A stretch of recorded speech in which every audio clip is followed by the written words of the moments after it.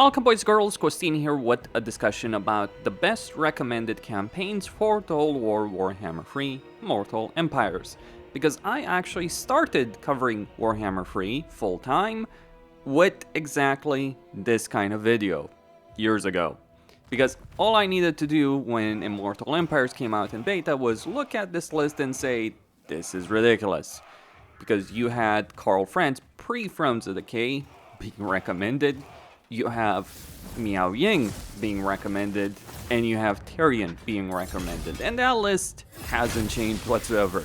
Now, to be fair, Tyrion is not a bad beginner campaign. He's actually a legendary lord that just flat out works. Yes, he is generic, and yes, he's not going to teach you a lot about managing unique mechanics, but he's not terrible from that perspective. But Miao Ying, not really.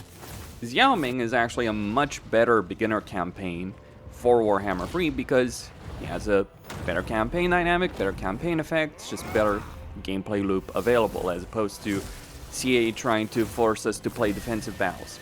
See, a good recommended campaign for a beginner should be a campaign that's teaching you the proper lessons in the game, not something that's going to teach you, oh, just build up defenses and let the enemy come to you. That's not how you should play this game.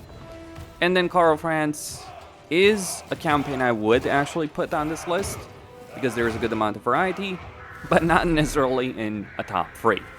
So when we're looking at that list is honestly ridiculous. So let me give you my own list and show you where I stand on this subject. For a Warhammer 3 campaign, we have Arbol the Undefeated. Now, Khorne is a baseline race for the game, and Arbol is available to everyone who has purchased Warhammer 3. And he has a pretty good campaign dynamic. Also, Khorne in itself as a race, while it is highly recommended that you buy the Champions of Chaos DLC for some of the Chaos Warrior variants, for Chosen of Khorne, Chaos Knights of Khorne, etc., the reality is Khorne just works very well as a race at the moment. Yes, you might be missing a lot of things if you don't own any of the DLC, but you still have things like Minotaurs of Khorne, you still have Chaos Warriors of Khorne, you still have Cultists, you still have Blood Reapers. So things are available to you even if you don't own the DLC. And really, Champions of Chaos is probably not the most expensive DLC right now to buy, and it does bring a good amount of value. But the reason I recommend Arbol as a starring campaign, as recommended first campaign in Warhammer 3, is the fact that you get to see all parts of the world in this campaign. So you get to deal with various threats around the world, see how these factions fight, see how they build up. You can choose how you're going to engage in the world with them. Yes, you do have a very powerful army, undeniably so, but you also can lose things if you do lose a battle, so you gotta be a bit careful with this. But absolutely, the power is available for Arbol the Undefeated, but it is that variety that he has from very early on that makes it a good campaign. And what I would also say is this is a campaign where you're pushed to engage with the campaign map, pushed to engage with the world, with different factions, with different races, and that's what makes it a good recommended campaign. Not a campaign where you can just sit back, relax, and do absolutely nothing. That's not how this campaign is designed, and that's why it's on this list. Our 2 campaign, we have Lokir Felheart. Now, Morathi is, from my point of view, the best Dark Elven campaign, but I do think Lokir is a better recommended campaign, especially for newer players. Partly because you will have that greater variety, and also because Dark Elves are a very good race at the moment in the context of the game. Not necessarily the best race to play, but they do have a variety of units, a variety of lords, a variety of heroes, and Lokir is a campaign that you have access to, assuming you own Warhammer 2. Obviously, it's better to own the DLCs, as with Arbol, but it's also not necessarily that vital either. But the reason I'd recommend this campaign, beyond the fact that it's really good for Dark Elves because Lokir is focused on naval dominance, and Dark Elves inherently benefit from that. But think of it from this perspective. Cathay, as an area, has a wide variety of climates to deal with. Sure, not all of it is suitable for you, but you do have this microcosm of the game as a whole. Cathay in itself is a very good area because of the sheer variety it has in terms of terrain and in terms of opponents. Think of it. You start this campaign fighting against Vampire Coast, against undead pirates. Then you have some Savage Orcs next to you that are going to be wiped out by Skaven.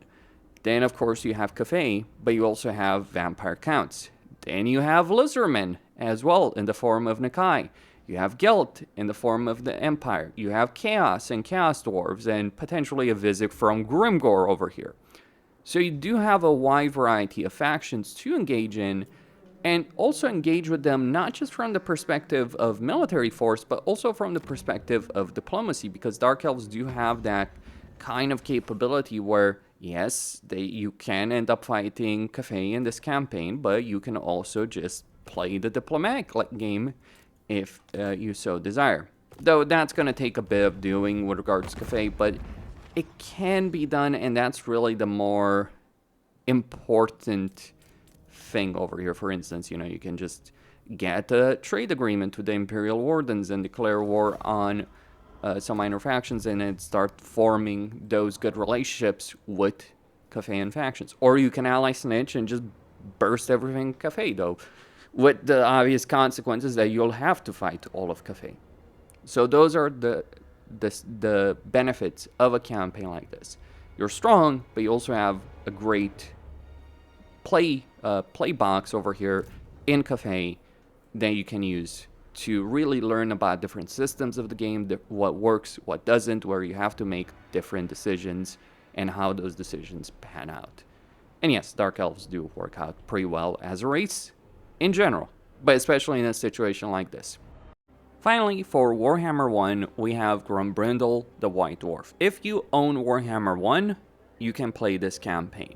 And dwarves are an amazing race, even if you don't own DLCs for them. Sure, it is recommended to own DLCs for them, though there's only 2 DLCs worth pointing out, and while King and Warlord is not necessarily the best, it does have Belegar, it does have Skarsnik, would recommend it, and Thrones of Decay Dwarf DLC with Malachi is easily the best DLC in the game, or Total War history. So if there's any recommendation for people, it's, yes, buy Malachi at the very least. Though Belegar is not necessarily too bad in terms of the units, not necessarily the campaign that it offers. But here's the thing, Grombrindle's campaign is pretty clear-cut at the beginning. Just win a couple of battles against Malekith, win a couple of battles against Dark Elves, and essentially win your campaign. But that is deceptive. That is deceptive because then you start considering things like legendary grudges and confederation of other legendary lords.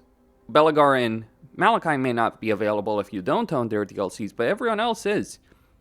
And this means that every single campaign you play as Grombrindle, yes, the early game can be one-dimensional, but once you get the ball rolling, you are nigh on unstoppable.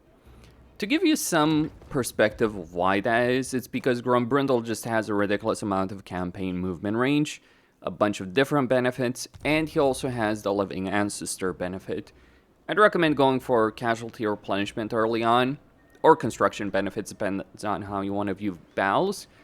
But there are a ton of benefits there. You have a powerful baseline army for the dwarves, you have powerful heroes. Lore choice is limited if you don't own DLC, but you can work on that. And really it is that kind of variety that makes this campaign, because yes, Grombrindle might just spend his entire campaign slaughtering the crap out of Ulthuan, or you can ignore Ulthuan and just conquer this entire north and then pay a visit to Norska and then eventually confederate Malachi. Or you can confederate Belegar or Thorgrim early on and then have their armies build a massive empire on this. To give you a bit of a perspective, when Thrones of Decay came out, obviously as an experienced player, but I conquered like a third of the map, or actually more than a third, in like 60 turns. Granted, that was a very fortunate situation where Belagar, Thorgrim, Ungrim, and Malachi all did well, but it just goes to show the level of insanity that is available in the Grumbrindle campaign. And the reason you can conquer so much so quickly is really you buff your campaign movement range for all characters by 15%. Faction-wide, it is ridiculously good how much Grumbrindle can do. Obviously, Malachi is a better campaign, but Malachi is a great campaign if you kind of know what you're getting into. I'd say it's the best campaign in the game by far, but as a recommended campaign, it's like, well, if you just want to jump straight into the fire, go right ahead. Just know that fire will burn you. Grumbrindle is the safer, saner option, and in some ways more powerful on a campaign layer, not battle layer. Malachi is what you do once you've mastered Grumbrindle and want to enjoy the Dwarven lifestyle a bit more. Questine signing out.